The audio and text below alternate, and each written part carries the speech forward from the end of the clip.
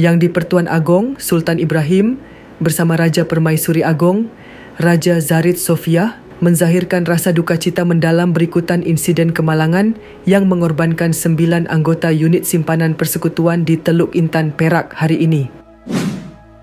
Sungguh menyedihkan. Saya dan isteri mengucapkan takziah kepada semua keluarga yang kehilangan ahli mereka dalam tragedi ini. Semoga roh mereka diberkati serta dirahmati dan seluruh keluarga dikurniakan kekuatan, ketabahan serta dipermudahkan urusan melalui tempoh yang amat sukar ini. Titah baginda menerusi satu hantaran di laman sosial rasmi. Kemalangan berlaku sekitar jam 8.30 pagi di Jalan Cikus Sungai Lampam, melibatkan sebuah trek FRU yang membawa 15 anggota termasuk pemandu, bertembung dengan sebuah lori sarat dengan muatan batu.